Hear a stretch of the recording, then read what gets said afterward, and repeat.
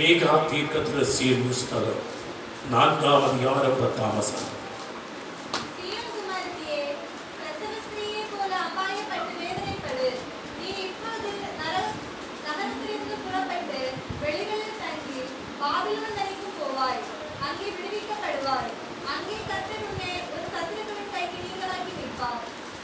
ஆமென்.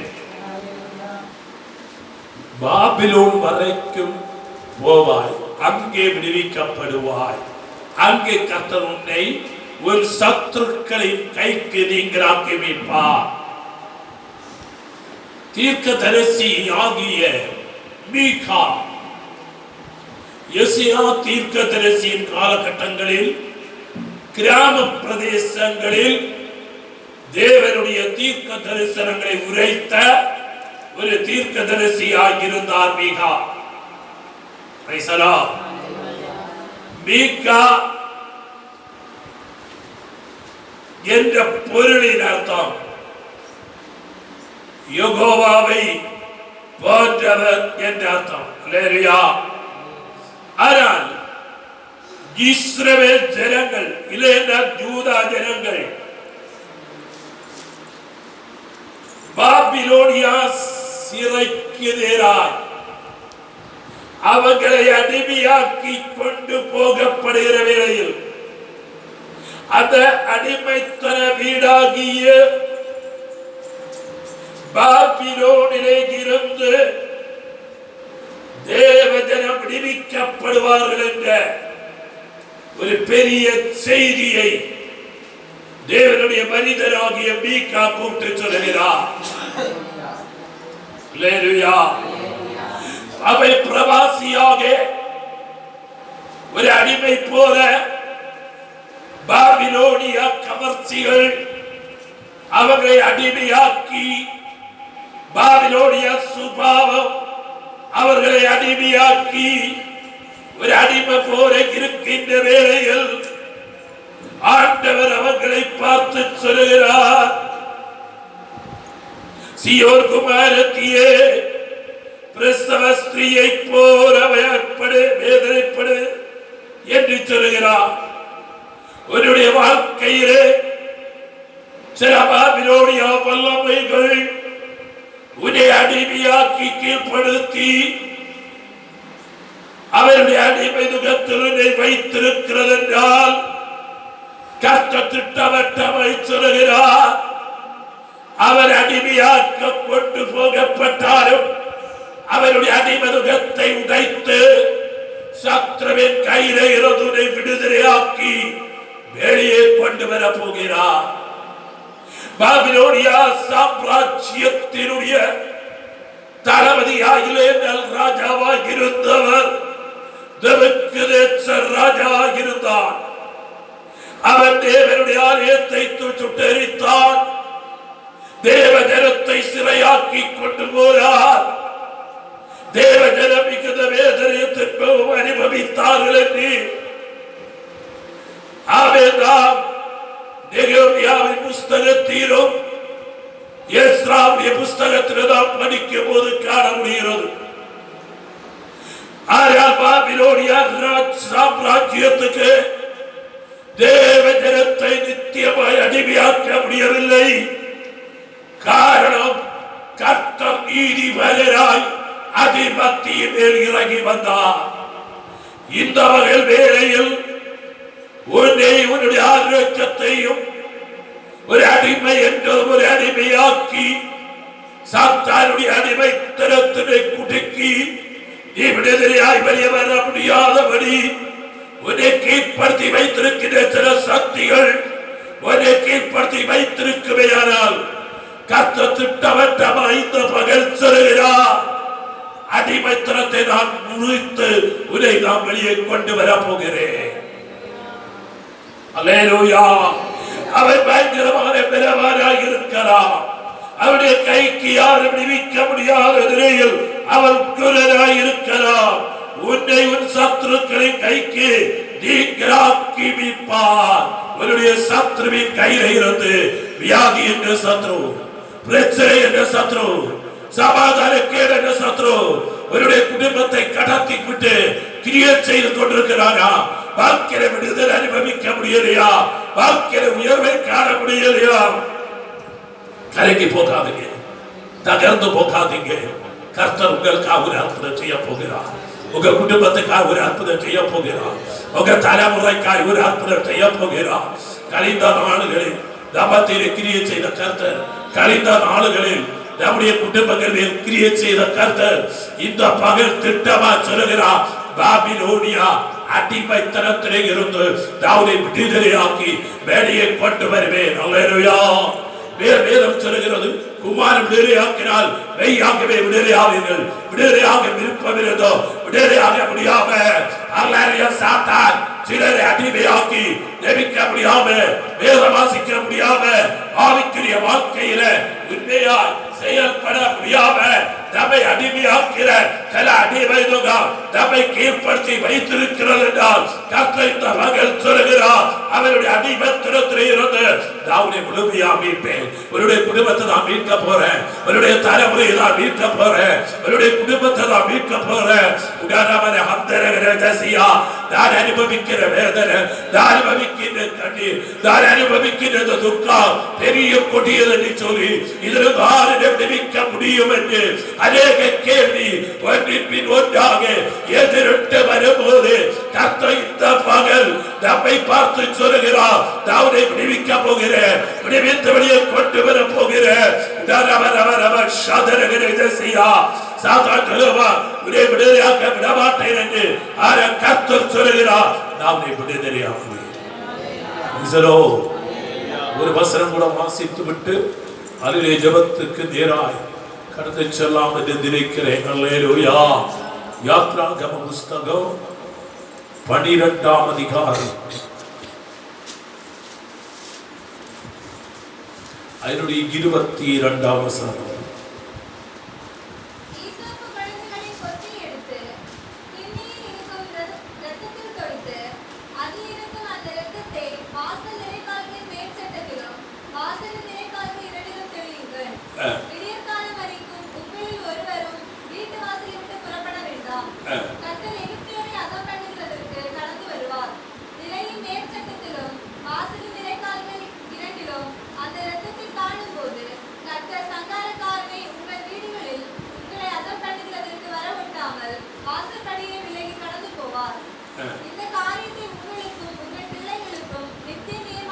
ஆண்டவர் இஸ்ரவேல் ஜனங்கள் பார்வோருக்கு அடிமையாக இருக்கிறார்கள். அந்த அடிமைத்தனத்திலே மிகுந்த வேதனையோடு இருக்கும் போது மோசே மூலமாக இஸ்ரவேலை விடுவிக்க முடியாத மோசேயை அதிமத்தியில் தேவன் கடத்தி விடுகிறார். மோசேயை அதிமத்தியிலே கடத்தி விடும்போது இவர்களுடைய வேதனை சொல்ல முடியாத வேதனை பிராணம் மேலேயோ கைப்பாய் தோன்றக்கூடிய அளவில் அவருடைய வேதனை அவ்வளவு பெரிதாக இருந்தது. யாருகளை விடுவிக்க முடியும்? எந்த கருவிகளை விடுவிக்க முடியும்? ஒன்றல்ல, ரெண்டல்ல, 9 பாதை அனுப்பியாச்சு. 9 தடவை பாதை அனுப்பியாச்சு. வர திரும்பல. அல்லேலூயா. இஸ்ரவேல் ஜனங்களை ஆராதிக்க விடல. ஆராதனைக்கு டிஸ்டர்ப் பண்ணிக்கொண்டே இருந்தார்கள். ஆனால் 10ஆவதாக ஆண்டவர் தீர்மானம் எடுத்தார். கொட்டாரவர்கள் கூடல் வரையோ சீரை சாலையில் இருக்கிறவரையோ உள்ளவருடைய தலையீட்டை முதற் பிள்ளையை சங்கரித்த போடும்படியார் பரலோக கவர்மெண்ட் ஆர்டர் போட்டது. ஹல்லேலூயா. தேவ ஜனத்தை ஆராதிக்க விடாம, தேவ ஜனத்தை ஆராதிக்க விடாம தடை பண்ணி கொண்டிருந்ததாலே பார்வோருடைய மூத்த புத்திரர் உலகத்தை விட்டு மாற்றப்பட்டார். அதிலே மந்திரிகளாக இருந்தவர்களுடைய பிள்ளைகள் எல்லாம் சங்கரிக்கப்பட்டார்கள். தேசத்திலே பயங்கரமான ஒரு நிலவொளி அதிமத்தியிலே கேட்கப்படுகிறது. கூக்குரல் கேட்கப்படுகிறது. ஹல்லேலூயா. தேவனை ஆராதிக்கிற, தேவனை மகிமைப்படுத்துகிற, தேவனை உயர்த்தி பிடிக்கிற தேவ ஜனத்தோடு சொன்னார், அல்லேலூயா, நீங்க பஸ்கா ஆசரிக்க வேண்டும். ஒரு ஆணை பிடித்து அதனுடைய ரத்தம் எடுத்து நீரைக்காலி மேலும் குரமணி மேலும்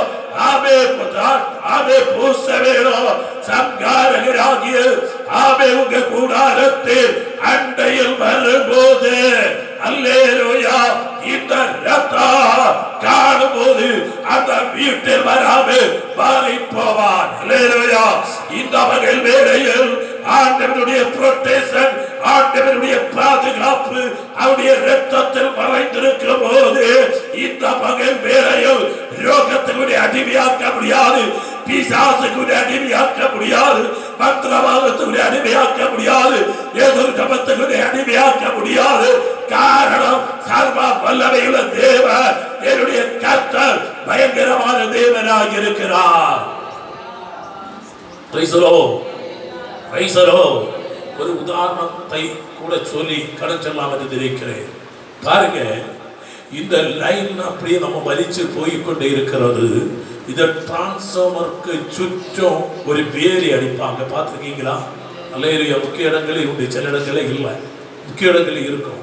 ஒரு எல்க குறிச்சிருப்பாங்க, அதுக்குள்ள போகக்கூடாது, ஒரு அபாயம் என்று ஒரு போர்டு மாதிரி காணப்படும். இந்த அலையிய பிரைசல சுற்றும் அந்த வேலி போல கட்டி இருக்கு. எதுக்குன்னு கேட்டா இங்க யாரும் வரக்கூடாது.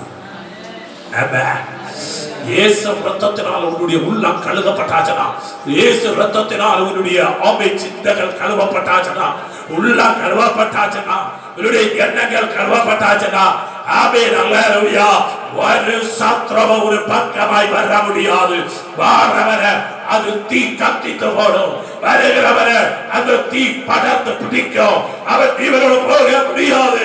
உடனவர அத்தரகிரேசியா தேவ ஜனத்தை வேதனைப்படுத்துகிற, தேவ ஜனத்துக்கு விரோதமாய் செயல்படுகிற, தேவக்காவே குடும்பங்களுக்கு எதிராக கிரியை செய்கிற எந்த கிரியையானாலும் ஆணித்தரவர் சொல்லுகிறேன், இயேசு ரத்தத்தால் அவருடைய உள்ளமும் புறமும் கலகப்படுமையானால் ஒரு சத்ருவம் அவருடைய குடும்பத்தையோ, அவருடைய தலைமுறையோ, அவருடைய வேலையோ, அவருடைய ஆரோக்கியத்தையோ, அவருடைய நன்மையையோ, அவருடைய வாக்குத்தங்களையோ தடுக்க முடியாது. காரணம் என்னுடைய ஆண்டவருடைய ரத்தம் அவருடைய சிரசின் மேல் வைக்கப்பட்டபடியினால் சாத்தானுக்கு தொட அவருக்கு அதிகாரமில்லை, அந்த மரத்துக்கு தொட அதிகாரமில்லை. அதை மீறி இவனை தொடுகிறான் என்றால் இயேசு ரத்தம் அவருடைய சிரசின் மேல் இல்லை.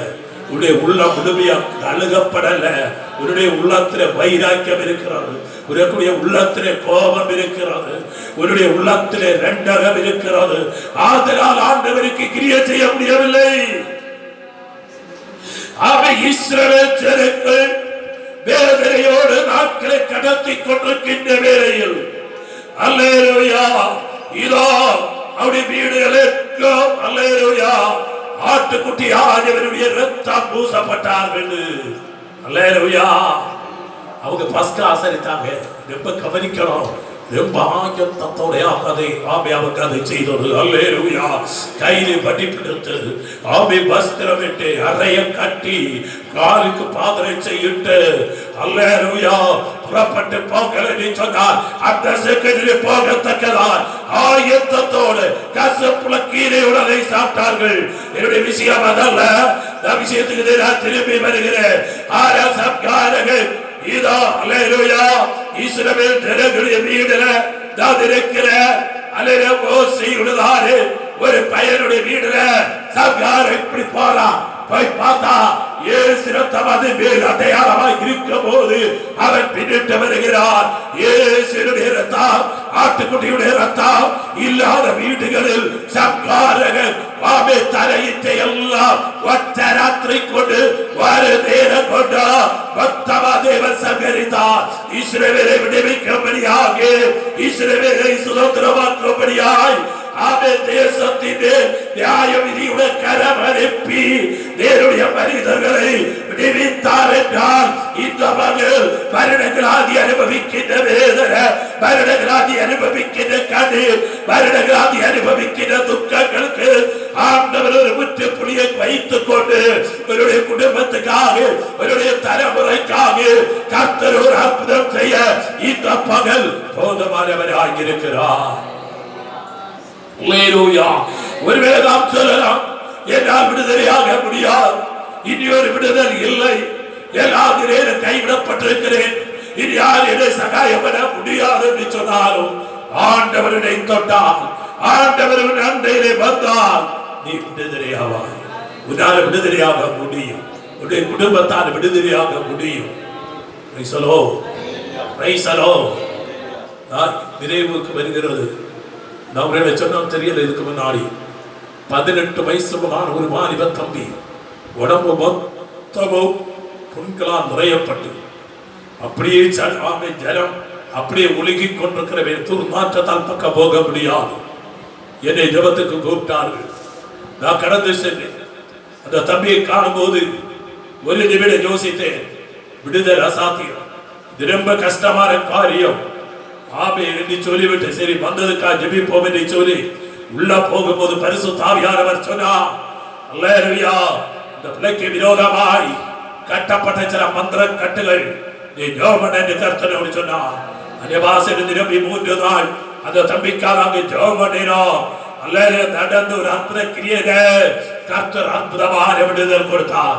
அற்புதமான விடுதல் கொடுத்தார். கர்த்தர் கொடுக்கிறது அற்புதமான விடுதல். அல்லேலூயா, சாத்தானுடைய விடுதலையாக விட மாட்டேன் என்று பல நிலையில் உன்னை தூரமாக்கும் போது கர்த்தர் இந்த பகல் சொல்கிறார், உன்னுடைய உள்ள பிரபம் இயேசு ரத்தம் முத்திரையாய் இருக்குமேயானால், இயேசு ரத்தத்தால் நீ கல்கள் பெறுவாயானால் நிச்சயம் உனக்கு விரோதமாய் சங்காரகன் வியாதி, வறுமை, நெருக்கம், உபத்திரவம், பிரிவினை, சண்டைகளை கடத்தி விடுகிற சாத்தானிய வல்லமைகள் செயலற்று போகிறதுக்கு எதுவாய் தீரும். அல்லேலூயா. இயேசு ரத்தம் கொண்டு நாம் கழுகல் பெற்றிருக்கிறோமா? ஆட்டுக்குட்டியுடைய ரத்தத்தால் நாம் கழுகல் பெற்றிருக்கிறோமா என்று நம்ம சுய பரிசோதனை செய்ய வேண்டியது தேவை. அப்போ ஒற்ற நாள் கொண்டு ராஜ கொட்டாரம் முதல் சீரையில் இருக்கிறவரே உள்ளவாறு ஆண் தலைமுறைகள் மொத்தமா சங்கரிக்கப்பட்டார்கள். அதனால தான் முதற் பலன் கர்த்தருக்கு கொடுக்கிறோம். அல்லேலூயா, அல்லேலூயா. முதற் பலன் யாருடையது? அது நம்ம சாப்பிடக்கூடாது, கர்த்தருக்கு கொடுக்கணும். 100 சீட்டுக்கிட்டு 4 ஆக்கியம் கிடைக்கிறத கர்த்தருக்கு கொண்டு வந்து கொடுக்கணும். அல்லேலூயா. சரி, என்னுடைய விஷயம் அதல்ல. அல்லேலூயா. ஆனால் இஸ்ரவேல் ஜனத்தினுடைய தலையிட்டை எல்லாம் சங்கரித்து போட்டு இப்ப சொல்லுகிறான், நீங்க போகலாம். அதுவே விடமாட்டேன் வாதித்த சதி இப்ப செயலற்று போகிறதை நான் காண முடிகிறது. ஆமே. 29 அவசரம் படிங்க.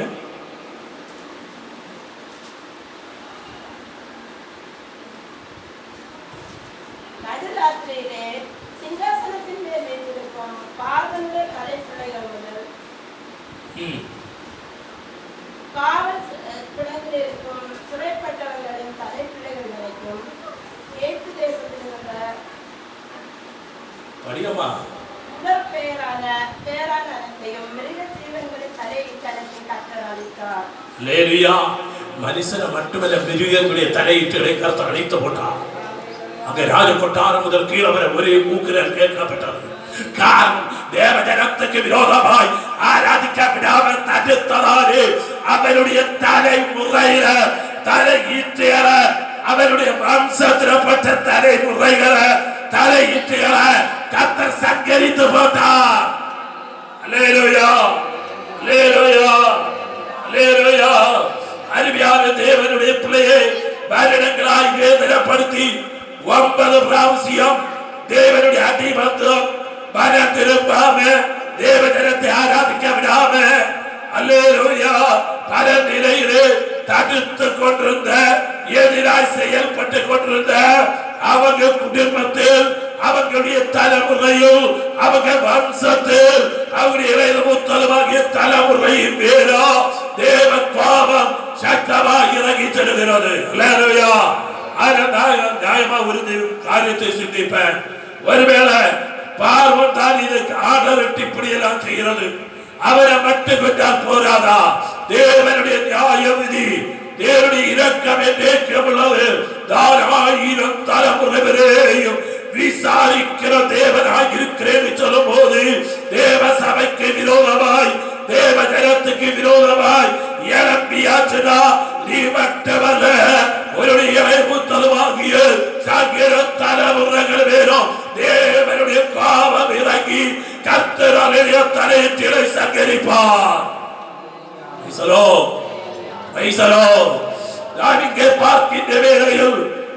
இஸ்ரவேல் ஜனங்களை விரட்டி விடுகிறார். நீங்க போரால் மதி போகும்போது என்னை ஆசீர்வதிங்க. நீங்க இருக்கா ஜெபிக்கணும். அல்லேலூயா. அதுவரை அவன் விடல, அதுவரை அவன் விடல. மறுபடி தேவ சபைக்கு விரோதமாய் செயல்பட்டுக் கொண்டிருந்தான். தேவ ஜனத்துக்கு விரோதமாய் செயல்பட்டுக் கொண்டிருந்தான். கரையிட்டு சங்காரம் வந்ததுக்கு அப்புறம் அவரால் ஒன்று செய்ய முடியல. கர்த்தருடைய பிரத்யேகமான ஒரு கரமத்தை மேல் இறங்குவதை நமக்கு காண முடிகிறது. அல்லேலூயா. சமயம் போரா, நம்ம சீக்கிரமாய் கடந்து வேண்டியது இருக்கிறது. அல்லேலூயா. அப்போஸ்தலர் நடவடிக்கைகள் 27ஆம் அதிகாரம் 20ஆம் வசனத்தை வாசிங்க. 27:20 எடுத்து சீக்கிரம் வாசிங்க.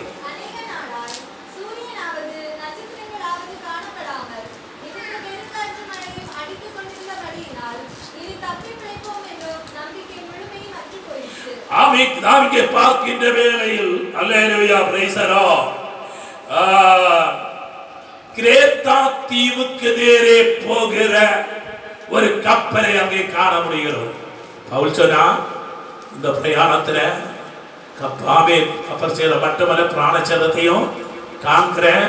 ஆனால் நீ போக கூடாது. இதிலிருந்து ஒரு காரியம் புரிகிறது. நீ என்ன செய்தாலும் ஊழியக்காரனுக்கு ஜெபம் பண்ணி ஒரு காரியம் செய்யணும். அது உனக்கு வெற்றியா முடியும், அது ஆசீர்வாதமாக முடியும், அது விடுதலாக முடியும். ஆனா இங்கே பவுல் சொன்னா அது பெருசா எடுபடல. பாரதி சொன்னா தென்றல் மெதுவாய் அடித்த போது காரியம் கைகூடி வருகிறது என்று எண்ணி கப்பலை செலுத்தி விட்டான். ஒரு பெரிய கடுங்காற்று அதற்கு நேரே மோதி அடித்தோம். தப்பி பிழைப்போம் என்ற அலறிய எதிர்பார்ப்பற்றவர்கள் கிருபையுள்ள தேவன் அந்த பெரிய சேதத்தில் இருந்து பவுலை விடுவித்தார். காரணம் தெரியுமா? அதை பக்தியை ஜெபிக்கிற ஒரு பவுல் இருந்தான், அதிலே கண்ணீர் விடுகிற ஒரு பவுல் இருந்தான், அதற்காக எதிர்க்கிற ஒரு பவுல் இருந்தான். உன்னுடைய குடும்பத்திற்கு ஜெபிக்கிறவரா பாரமாயானால் உன்னுடைய குடும்பத்துக்கு வருகின்ற அனர்த்தத்திலே இருந்து கர்த்தர் விடுவிப்பார்.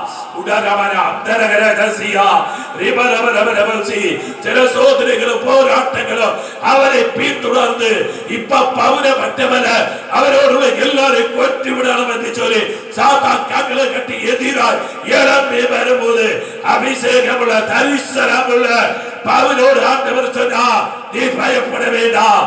அல்லேலூயா. கப்பல் சேதமே அல்லாமல் பிராண சேதம் வருவதில்லை. நீ ராஜனுக்கு போய் நிற்கணும். அல்லேலூயா. அருமையான தேவனுடைய பிள்ளையை உன்னுடைய தரிசனத்துக்கும் உன்னுடைய எதிர்பார்ப்புக்கும் விரோதமாய் செய்கிற ஜனசாஸ்திரவின் கையிலே இருந்து இந்த பகல் உன்னை விடுவிக்க போகிறார். நீ செய்கிற வேலையில உன்னுடைய ஆரோக்கியத்தில உன்னுடைய நன்மைக்கு எதிராய் கட்டப்பட்ட சில கட்டைகளை கர்த்தர் இந்த பகல் அழித்து மாற்றி ஒரு பெரிய விடுதலுக்கு நேரே கர்த்தர் சிலரை கரம்பிடிக்க போகிறார். பவுலை அவரோடு சேர்ந்த ஜனங்களை கர்த்தர் விடுவித்தார். ஆபேல கப்பல் சேதம் உண்டானது. ஆயுசுக்கு சேதம் உண்டாகல. இவங்களை எல்லாம் வெட்டி போடும்படியா கதவதை பிளான் இடும் போது அதுல ஒருவன் சொல்லுகிறான், வேண்டாம் அதில் நீந்தி கடக்கட்டாது பவுல் திணித்தவாய் இந்த பகல் உலக்காய் ஜெபிக்கிற உலக்காய் கண்ணீர் விடுகிற ஒரு குடும்பத்தில் ஒரு நபர் இருப்பாலையான உனக்கு ஒரு விடுதல், உனக்கு ஒரு ஜெயம் உண்டு. அப்படியான ஜெபிக்க உபோசிக்க கண்ணீர் விட தயாராக உன்னுடைய குடும்பம் விடுவிக்கப்படும், உன்னுடைய தலைமுறை விடுவிக்கப்படும். நீ செய்கிற வேலை ஆசீர்வதிக்கப்படும். அல்லேலூயா. வேற யாரால் விடுதல் வராது. நீ ஜெபம், நீ கண்ணீர் விடு, கர்த்தர் உனக்காய் யாவை செய்வார். இந்த மகள் கால வேளையில தேவனுடைய வார்த்தைக்கு முன்னதாக நம்மை முழுமையாக கேட்போம். சாத்ருவின் கையில இருந்து ஒரே வீட்டு வழியை கொண்டு வருகிற கர்த்தர் உடாரவன் அந்தரகர கசியா சரீரத்தை பந்தித்து ஆரோக்கியத்தை கெடுத்து சில மண்டலங்கள் சில போரிகளை கர்த்தர் முறியடிக்க என் தேவன் நல்லவராய் இருக்கிறார். ஆண்டவரே, இந்த பகல் என்னுடைய வாழ்க்கையில் ஒரு அற்புதம் செய்யும் என்று சொல்லி நம்மை முழுமையாக அர்ப்பணிப்போம். கர்த்தர் இந்த வார்த்தையை நான் பலப்படுத்துவாராக.